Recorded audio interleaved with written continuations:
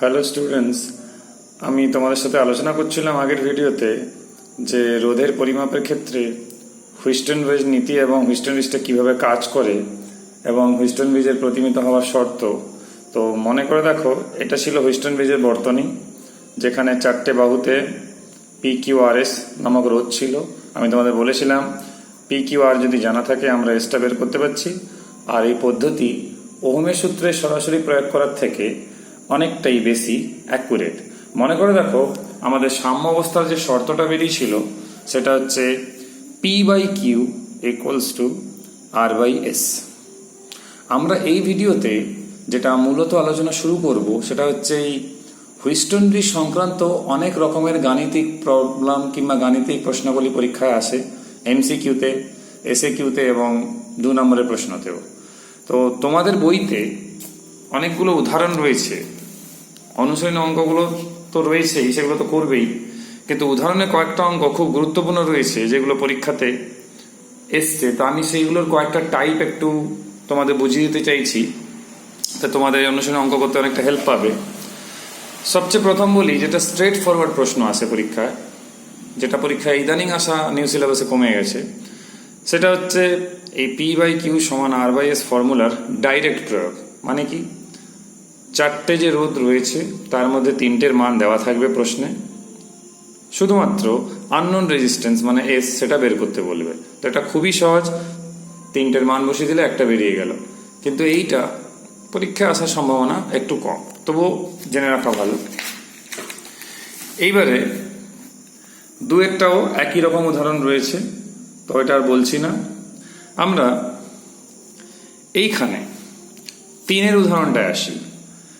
3-এর উদাহরণটায় একটু question pattern change হয়েছে, তো এই প্যাটার্নটা আমরা একটু দেখব। এইখানে বলছে হুইস্টন ব্রিজের 4টি বাহুর রোধ মান দিয়ে দিয়েছে PQRS এ। এবারে যে ব্যাটারি রয়েছে তার তড়িৎচালক বলেরও মান রয়েছে, অভ্যন্তরীণ রোধ নগণ্য বলেছে। একটি ব্যাটারির সঙ্গে সংযুক্ত অবস্থায় প্রতিটি রোধের মধ্য দিয়ে প্রবাহমাত্রা কত, তার মানে এই P এর মধ্য দিয়ে, Q এর মধ্য দিয়ে, R এর মধ্য দিয়ে, S এর মধ্য দিয়ে প্রবাহমাত্রা কত। প্রথম কাজ হচ্ছে তোমাদের যে PQRS এর মান রয়েছে সেই মান দিয়ে প্রতিমিত অবস্থায় ব্রিজটি আছে কিনা সেটা চেক করা, মানে P/Q বের করা আর R/S বের করা। যদি দুই পক্ষ সমান হয়, যেটা এই ক্ষেত্রে তোমরা দেখতে পাচ্ছ, তাহলে সে নিস্পন্দ অবস্থায় আছে। তোমাদের মনে হতে পারে যে স্যার এটা কেন বলছেন। এটার কারণ হচ্ছে, যদি এ নিস্পন্দ অবস্থায় না থাকে তাহলে P-তে যে প্রবাহমাত্রা, Q-তে সেই প্রবাহমাত্রা কিন্তু সেম হবে না, তখন ক্যালকুলেশনে সমস্যা হবে। এই জন্য আমরা আগে চেক করে নেব। তো চেক করে নিলাম, P-তে যা প্রবাহমাত্রা, স্বাভাবিকভাবে যেহেতু এখানে কোনো কারেন্ট যাচ্ছে না, তাহলে Q-তেও সেই প্রবাহমাত্রা হবে। তো সেটা বের করব, ওহমের সূত্র সরাসরি প্রয়োগ করতে পারি, বিভব বাই মোট রোধ। মোট রোধ কি না, শ্রেণী সমবায় রয়েছে P আর Q, তাই P+Q মান বসা উত্তর পেয়ে যাবে। সেম ওয়েতে আমরা R এবং S এর মধ্য দিয়ে বের করতে চাইছি, R এ যা হবে S এও তাই হবে। কেন হবে? যেহেতু গ্যালভোমিটারের মধ্য দিয়ে কোনো রকম প্রবাহমাত্রা যাচ্ছে না, যেহেতু এটা প্রতিমিত শর্ত কিংবা ব্যালেন্স কন্ডিশনকে স্যাটিসফাই করছে, সেক্ষেত্রেও আমরা করব R এবং S শ্রেণী সমবায় রয়েছে, তাই মোট রোধ হচ্ছে R+S। তাহলে এটা একটা টাইপের অঙ্ক যেটা তোমরা MCQ এবং 2 নম্বরের প্রশ্নতে পাও। এইবারে যেটা খুব ইন্টারেস্টিং আর খুবই ইম্পর্ট্যান্ট প্রশ্ন আমাদের HS আর এন্ট্রান্সের দিক থেকে বলতে গেলে, কিছু এই টাইপের বর্তনী থাকবে, কিছু মিক্সড টাইপের বর্তনী থাকবে। তো এই টাইপের বর্তনীতে তোমাদের হয়তো প্রত্যেকটা রোধ আলাদাও হতে পারে, প্রত্যেকটা রোধ সেমও হতে পারে। যেরকম এই ক্ষেত্রে প্রত্যেকটা রোধ সেম রয়েছে, তোমরা দেখতেই পাচ্ছ মোট 5টা রোধক রয়েছে এখানে। এই 5টা রোধকে প্রত্যেকটির মান r রয়েছে, 1 2 3 4 5। এবারে প্রশ্ন তোমাদের চাইছে A এবং B এর মধ্যে তুল্য রোধ নির্ণয় করতে। এবারে দেখবে তোমরা এই জাতীয় প্রত্যেকটা অঙ্ক তোমাদের বইতে, এক্সারসাইজে কিংবা এক্সাম্পলে কিছু ইকুইভ্যালেন্ট সার্কিট কিংবা তুল্য বর্তনী আঁকা হয় কিছু দেখে। এবারে প্রথমবার যখন তোমরা করো তখন অনেকেরই এই বর্তনী থেকে, বেশিরভাগ ছাত্রছাত্রীদের এই বর্তনী থেকে এই বর্তনীটা কি করে যে এলো, এটা থেকে হুইস্টন ব্রিজ যে কি করে চলে এলো এরকম একটা বর্তনী, এটা কিন্তু বুঝতে অনেকেরই সমস্যা। তাহলে সেইটা আমরা একটু জেনে নেবো যে কিভাবে এই বর্তনী থেকে এই বর্তনীটা আসছে। তাহলে তোমরা যখন নতুন কোনো এই টাইপের প্রশ্ন করবে তখন নিজেরাই ড্র করতে পারবে। আর এই ড্রয়িংটা হয়ে গেলেই, মানে বর্তনীটা ড্র করতে পারলেই আমরা দেখব আমাদের ক্যালকুলেশন করতে কোনো রকমই সমস্যা হবে না, 2-3 লাইনেই অঙ্কটা হয়ে যাবে। মাথায় রাখতে হবে, দেখো এখানে এ বিন্দু মানে যেখানে এখানে টাচ করেছে সেই বিন্দুটা দেখো আবার ডি বিন্দুতে গিয়ে মিট করছে। তাহলে আমি যদি প্রথমটা আঁকি যে এ থেকে ডি, তাহলে আমরা এরকম করতে পারি এ থেকে ডি। ডি যেখানে শেষ হয়েছে দেখো, মানে প্রথম রোধক যেখানে শেষ হয়েছে সেখানে পরের রোধকটা শুরু হয়েছে, তাই তো? সেটা কোথায় গিয়ে শেষ হয়েছে না বি তে, তার একটা শ্রেণী সমবায়। তাই দেখো এ থেকে ডি, আবার ডি থেকে বি, এটা হয়ে গেল। নেক্সট হচ্ছে এ থেকে সি, দেখো এ থেকে সি, আবার দেখো সি থেকে বি, তাহলে দেখো সি থেকে বি সিরিজে আছে। বেশ, মাঝে দেখো একটা রয়ে গেছে সি থেকে ডি, তাহলে সি বিন্দু এবং ডি বিন্দুর মধ্যে একটা রোধক আছে, দেখো সি বিন্দু এবং ডি বিন্দুর মধ্যে একটা রোধক। তাহলে এখান থেকে বুঝতে পারছি এই বর্তনীটা আসলে একটা হুইস্টন ব্রিজের বর্তনীর মতো দেখতে। হুইস্টন ব্রিজের বর্তনীর মতো দেখতে হলে সুবিধা কি না, আমরা জানি এই দুই বাহুর রোধের অনুপাত আর এই দুই বাহুর রোধের অনুপাতের সঙ্গে সমান হবে, অর্থাৎ P/Q=R/S হবে। এইবারে দেখো ক্যালকুলেশনে কত সুবিধা হচ্ছে আমাদের। যেহেতু বলা হয়েছে আমাদেরকে এ এবং বি এর মধ্যে তুল্যরোধ বের করতে, তাহলে আমরা প্রথমে কি করব, এইটা তো বের করার দরকারই নেই। কেন বের করার দরকার নেই? তার কারণ হচ্ছে এর মধ্যে তো কোনো প্রমাত্রা যাবে না। তাহলে পি এবং কিউ মানে আর এবং আর, 2R শ্রেণী সমবায়, এখানে একটা আর এখানে একটা আর, আর মানে আমি স্মল আর এর কথা বলছি। তাহলে এখানেও একটা 2R, এই দুটো কি সমবায় রয়েছে না সমান্তরাল সমবায় রয়েছে। তাহলে সহজেই আমরা সমান্তরাল সমবায় তুল্যরোধ দুটোর ক্ষেত্রে জানি আমরা R1 R2 বা R1 + R2 বসালাম, সুন্দর উত্তর পেয়ে গেলাম। তো হুইস্টন ব্রিজের উত্তর বের করার ক্ষেত্রে গাণিতিক উদাহরণে আমরা এরকম প্রশ্ন পেতে পারি, এটাও আরেকটা টাইপ। নেক্সট টাইপ হচ্ছে এই জাতীয় হুইস্টন ব্রিজ আগের থেকেই দেওয়া রয়েছে। এবারে জানতে চাইছে এ বিন্দু এবং বি বিন্দুর মধ্যে কার্যকর রোধ কত। প্রথমে যেটা আমি তোমাদের আগেরটায় বললাম অঙ্কটায়, P/Q = R/S চেক করতে, এখানে চেক করে দেখছি আমরা মিলে যাচ্ছে। যেহেতু প্রতিমিত অবস্থায় রয়েছে তাহলে এই রোধকের কথা আমরা ধরবো না। তাহলে ইজিলি 2 + 3 5, 4 + 6 10, তাহলে 5 এবং 10-এর মধ্যে সমান্তরাল সমবায়। দেখো উত্তর বেরিয়ে গেল। তাহলে একটু ভালো করে বুঝলে তোমরা হুইস্টন ব্রিজের বেশিরভাগই অঙ্ক করতে কোনো রকমই সমস্যা হবে না। আরেকটা আমরা টাইপের সম্বন্ধে একটু আলোচনা করে নেব। এইখানে একটু লক্ষ্য করে দেখো, একটা ত্রিভুজাকৃতি বর্তনী রয়েছে, এন্ট্রান্সে এরকম বর্তনী কমন ব্যাপার। তো এখানে দেখো এ এবং বি বিন্দু এখানে আছে, এটা এদিকেও থাকতে পারে আবার এদিকেও থাকতে পারে। তোমাদেরকে জিজ্ঞেস করছে যে এ এবং বি এর মধ্যে তুল্যরোধ নির্ণয় করো। আর যতগুলো রোধক রয়েছে এখানে 1 2 3 4 করে দেখতে পাচ্ছ তোমরা, 5টা রয়েছে, প্রত্যেকটারই রোধের মান হচ্ছে R। এবারে তোমরা দেখবে বিভিন্ন বইতে যখনই এরকম কোনো একটা বর্তনী রয়েছে, সে যেরকমই দেখতে হোক, সে স্টারের মতো দেখতে হোক কি রেক্ট্যাঙ্গেল হোক স্কোয়ার হোক, তোমরা তার একটা তুল্য বর্তনী দেখতে পাবে। এবার আমি যেটা বলেছিলাম তোমাদের যে এই উদাহরণে, তারপরে এই উদাহরণে বলেছিলাম যে তুল্য বর্তনী আঁকতে হয় আমাদেরকে বিন্দু কিংবা পয়েন্টগুলো ধরে ধরে, সেম প্রিন্সিপাল আমরা এখানেও লাগাবো। যেমন ধরো এ বিন্দু, তার সাথে দেখো এই যে দুটো বেরিয়েছে দু প্রান্তে, সেরকম দেখো এ থেকে আমরা 2 প্রান্তে দুটো বের করলাম।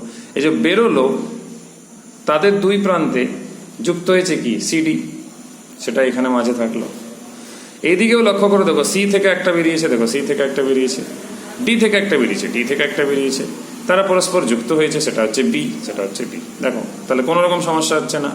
এখানে সুবিধা কি না, আমরা সরাসরি দেখতে পাচ্ছি যে ক্যাপিটাল আর যেহেতু মান রয়েছে প্রত্যেকটা রোধকে, তাহলে ব্যালেন্স কন্ডিশনেও রয়ে যাচ্ছে। তাহলে আমরা এখান থেকে R+R 2R, এখান থেকে আবার R+R 2R, এদেরকে যখনই এই ক্যালকুলেশনের মতো, মানে যেটা তোমরা উদাহরণ 4-এ দেখেছিলে, শুধু R লেখা হবে এখানে, উত্তর কিন্তু সেই R-ই বেরোবে। তাহলে দেখো এই জাতীয় অঙ্ক খুবই কমন আর খুবই সহজ, শুধু বর্তনীটা বুঝতে হবে। এইখানে তোমাদের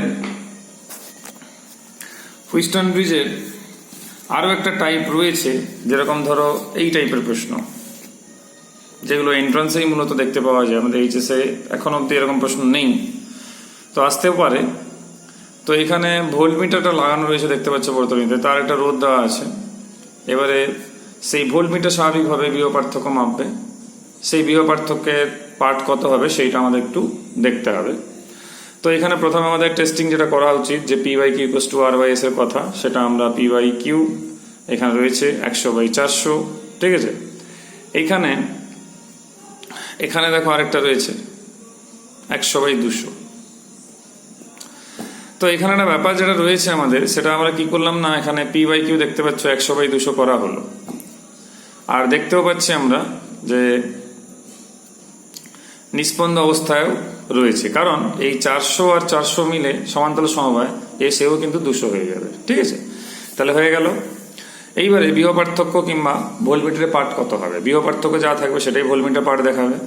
তো সেটা হচ্ছে স্বাভাবিকভাবে ভি ইকুয়ালস টু আই আর। তো এই ক্ষেত্রে যেহেতু কোথায় আছে অবস্থান করেছে, কিউ অবস্থান করছে, মনে করে দেখো এটা কিউ বিন্দুটা মানে কিউ রোধক, তাহলে এখানে কিউ লিখবো আমরা আই কিউ। এবার আই কত হবে না, ভোল্টেজ বাই মোট রেজিস্ট্যান্স। মোট রেজিস্ট্যান্স মানে এটা দেখতেই পাচ্ছ পি প্লাস কিউ, তাহলে পি প্লাস কিউ ইন্টু কত কিউ, কারণ voltage by total resistance into আমাদের যে রেজিস্ট্যান্সের অ্যাক্রসে বের করছে, ওই জন্য কিউ সব মানগুলো আমাদের কাছে রয়েছে, বসাবো, উত্তর পেয়ে যাব। তাহলে এই জাতীয় অঙ্ক আরেকটাও, এটাও দেখো, এটা অবশ্য এইচএসএ টাইপেরই প্রশ্ন, এইচএসএ এসছেও একবার। ব্রিজটা প্রতিমিত অবস্থায় আছে কিনা সেটা ভ্যালুগুলো পিকিউআরএস দেওয়া রয়েছে, সেটা তোমরা দেখলে, বসিয়ে নিলে। সেখান থেকে এবারে যেটা আমরা বর্তনী মোট রোধ যেটা বের করা হয়, মাঝে তো কিছু ধরছি না আমরা, এমনিও কোনো প্রবাহমাত্র শূন্য, প্রতিমিত কন্ডিশনে রয়েছে, মানে এমনি থাকলেও তার মধ্যে দিয়ে কোনো কারেন্ট যাচ্ছে না। So it is need not to consider that resistance into calculation. তো এখান থেকে ক্যাপিটাল আর আমরা বের করে নিলাম। এবার রোধ বের করে নিয়েছি, ব্যাটারি জানি তার তড়িৎচালক বল কত, তাহলে আমাদের ক্যালকুলেশনে কোনো রকমই সমস্যা থাকছে না। সেখান থেকে আমরা বর্তনীর মূল প্রবাহমাত্রা বের করতে পারি। তো এইভাবে আমরা ক্যালকুলেশনগুলো করি। এবারে অভ্যন্তরীণ রোধের ক্যালকুলেশনটা তোমার যদি মনে হয় ধরা হয়নি, ধরা কিন্তু হয়েছে, কারণ হচ্ছে এখানে দেখো শুরুতে একটা 1.1 রয়েছে, তাহলে অভ্যন্তরীণ রোধ ধরা কিন্তু রয়েছে। এখান থেকে কম্বিনেশন আমরা যা বের করব তার সাথে সিরিজে আমরা ওটাকে ধরে নিচ্ছি, সেখান থেকে আমরা ক্যালকুলেশন করে টোটাল রোধটা বের করে নিচ্ছি। একইভাবে আরেকটা ক্যালকুলেশন হচ্ছে যেটা আমাদের এইচএসের জন্য খুবই গুরুত্বপূর্ণ প্রশ্ন। এরকম কোনো কেস হতে পারে যেখানে আমরা ব্যালেন্স কন্ডিশনটা হয়তো পেলাম না, যেমন এখানে দেখতে পাচ্ছ 2/4 মানে 1/2, 8/6 1/2 কিন্তু হচ্ছে না, 4/3 হয়ে গেল। তার মানে কি আমাদের গ্যালভানোমিটারের মধ্য দিয়ে কারেন্ট কিন্তু এই ক্ষেত্রে যাচ্ছে। তো গ্যালভানোমিটার দিয়ে কত পরিমাণ প্রবাহমাত্রা যাচ্ছে সেটা ক্যালকুলেশন করে বের করতে হবে। তো সেইটার জন্য আমরা এইভাবে অ্যাপ্রোচ করছি যে এই যে বিন্দু দেখতে পাচ্ছ ভিসি, আমরা ধরে নিচ্ছি, আমি তোমাদের বলেছিলাম দ্বিতীয় ভিডিওতে সম্ভবত, যে বর্তনীর একটা বিন্দুতে আমাদেরকে কি করতে হয় না, বিভবটা 0 ধরতে হয়, যেখান থেকে আমরা ক্যালকুলেশন শুরু করতে পারছি। তাহলে ভিসি ইকুয়ালস টু 0 ধরলাম, তাহলে ভিএ কত হবে, যেহেতু অ্যাক্রসে 2 ভোল্ট রয়েছে তো স্বাভাবিকভাবে এটা 2 ভোল্ট হবে। বেশ, এরপর ভি বি বিন্দু, ওর ভোল্টেজটা আমরা তো জানি না, ওই জন্য আমরা তাকে V1 ধরলাম। তাহলে ভিবি আর ভিডি, এটা যেহেতু V1 ধরেছি, সাপ্লাই এখানে এটা ভি ধরেছি, আর এখানে কত হবে তাহলে না, আমরা বলছি বি বিন্দুর বিভব হচ্ছে V1, তাহলে এটা স্বাভাবিকভাবে V1 মাইনাস ভি হবে। কি করে হচ্ছে সেটা বলি আমি, না বি বিন্দুর বিভব যেহেতু ধরেছি V1 আর ভিবি মাইনাস ভিডি কিছু একটা মান তো থাকবে, 0 তো নয়। যদি 0 হতো তাহলে তো কারেন্ট ডেফিনেটলি যেত না, তাহলে কিছু ভ্যালু রয়েছে, it has to be some value, এই জন্য এটাকে আমরা ভি ধরলাম। তো ডেফিনেটলি তাহলে ভিডি কত হবে, V1 মাইনাস ভি হবে। তো এইভাবে আমরা অ্যাপ্রোচটা করছি। এবারে আমরা কেসিএল এবং কেভিএল মানে কারশফের প্রথম সূত্র এবং দ্বিতীয় সূত্র পড়েছি। তো যেহেতু আমরা কারশফের প্রথম সূত্র এখানে প্রয়োগ করতে চাইছি, কিভাবে না, আমরা তখন বলেছিলাম যে কোনো একটা সংযোগ বিন্দু থাকবে, সেখানে যে টোটাল কারেন্টটা এসে পৌঁছাবে সেটার কিন্তু অ্যালজেব্রিক সাম 0 হবে। তো কত পৌঁছাচ্ছে দেখা যাক। এদের জন্য যেটা সবচেয়ে প্রথমে আমরা দেখলাম, এদের জন্য আমাদের পৌঁছেছিল কত না V1 - 2/2। কেন? এটা 2। আর আমরা একটু আগে যেটা বলেছিলাম 2 ভোল্ট হচ্ছে এই এ বিন্দুর বিভব, আর আমরা জানতে চাইছি কি বি বিন্দুতে কতগুলো এসে পৌঁছালো। তাহলে এখান থেকে যেটা পৌঁছাবে সেটা কত হচ্ছে না V1 - 2, এই বিন্দু তো 2, এটা তো V1 ধরেছি আমরা, তাহলে V1 - 2 বাই রোধ 2। নেক্সট হচ্ছে এই ক্ষেত্রে কত হবে, এটা 0, এটা V1, তাহলে V1 - 0/4, 0 লেখার দরকার নেই।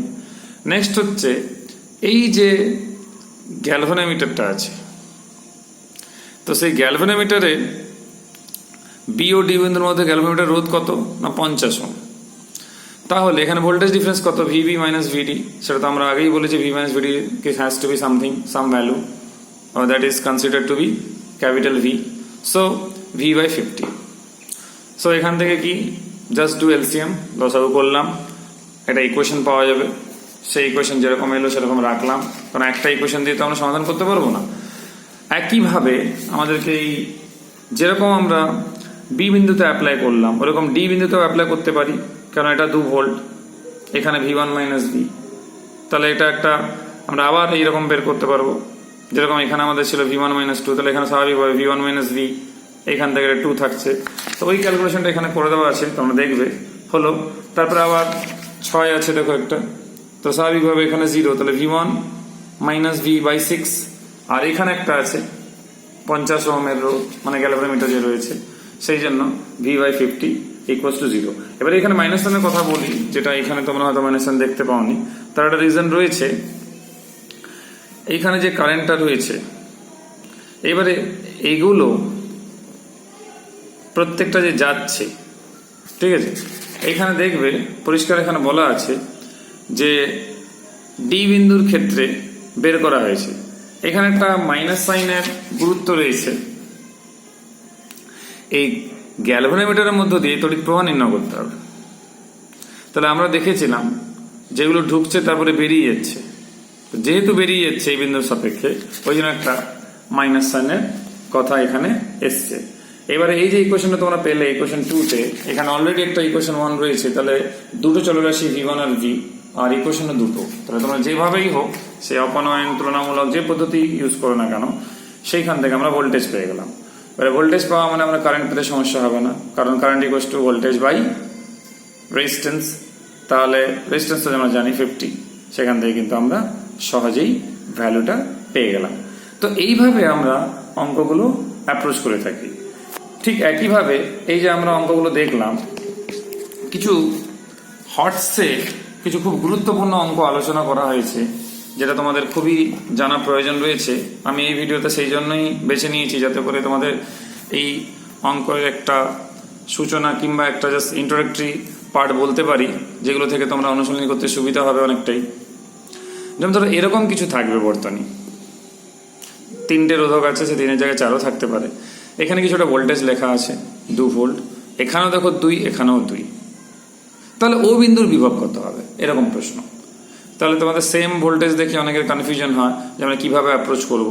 না, ওহমের সূত্র এরকম অ্যাপ্রোচ করে তো আমাদের লাভ নেই, ওহমের সূত্র লাগাবো কিন্তু KCL লাগাবো, মানে কারশফের আমাদের প্রথম সূত্র যেটা প্রবাহমাত্রা সূত্র, তার সাহায্য নিলেই আমরা পেয়ে যাব। এবারে ও বিন্দুর বিভব আমরা কত জানি না, let it be capital V, মানে আমরা ধরে নিলাম ও বিন্দুর বিভব হচ্ছে V।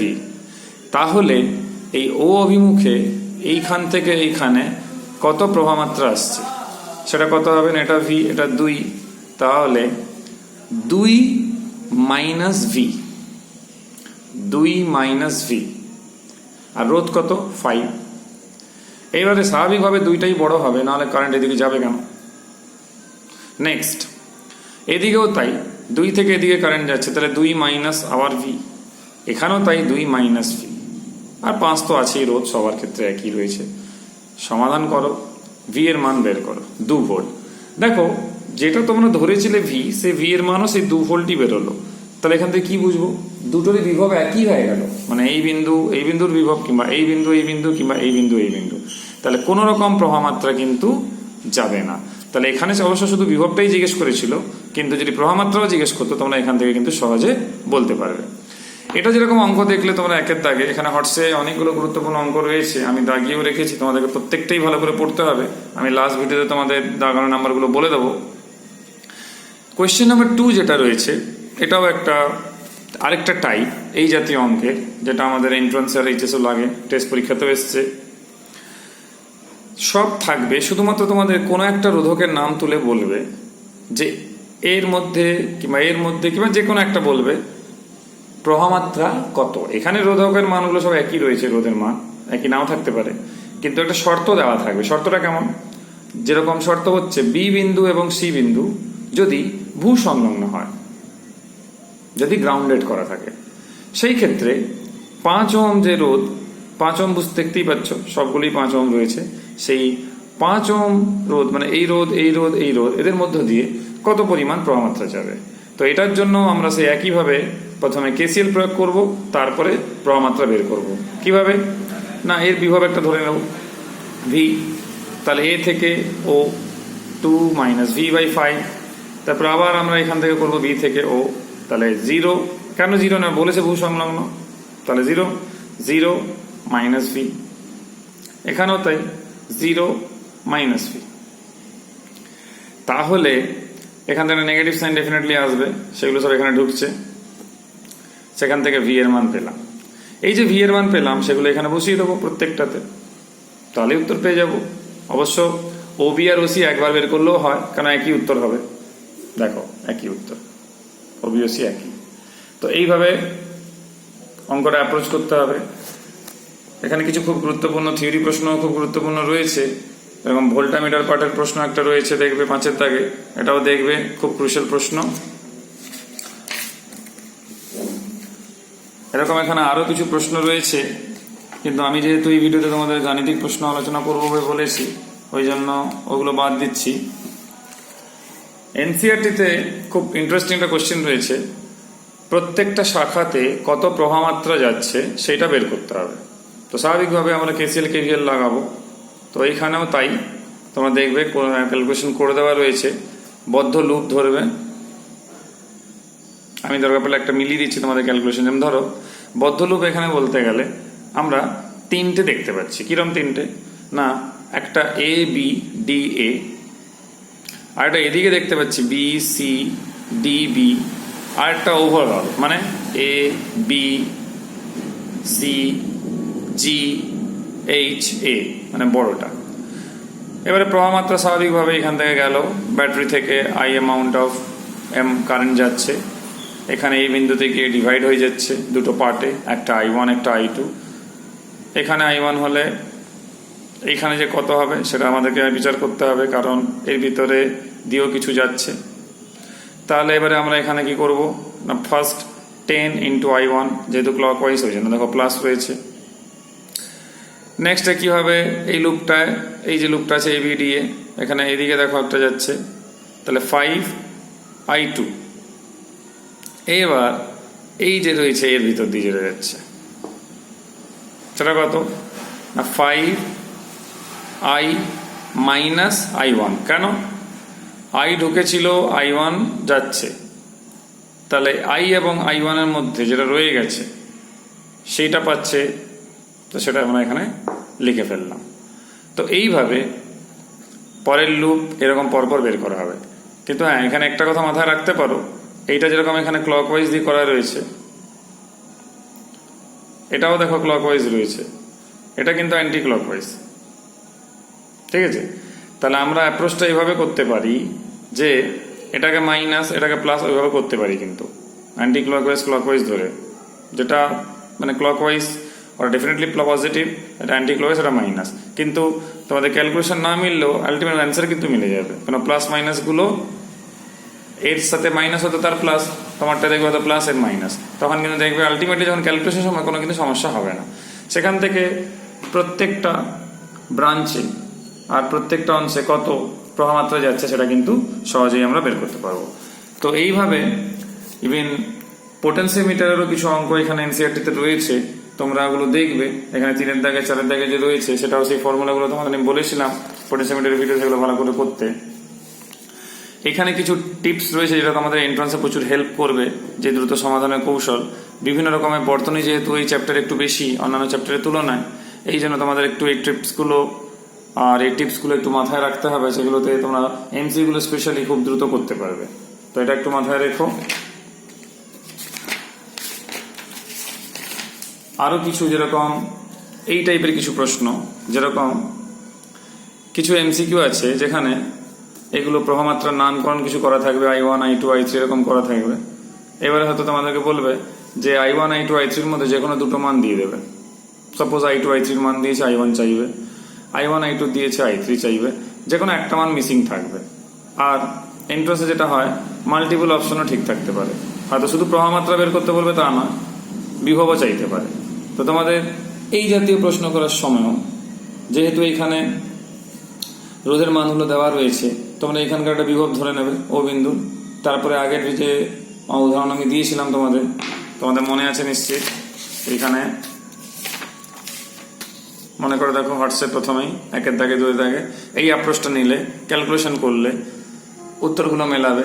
1-এর বেশি অপশন ঠিক থাকতে পারে, যেটা এন্ট্রান্সে হয়, সেরকম করলে যেটা ঠিক থাকবে, কিংবা যে অপশনগুলি ঠিক থাকবে সেগুলো করতে হবে, কিংবা শুধু বের করতেও বলতে পারে। তো এইভাবে তোমাদের কিছু এইচএসেরও অঙ্কগুলো এখানে করে দেওয়া রয়েছে। আমি তোমাদের এইরকম অঙ্ক নিয়ে আলোচনা করছিলাম, তো এইগুলো অঙ্কগুলো তোমরা করবে।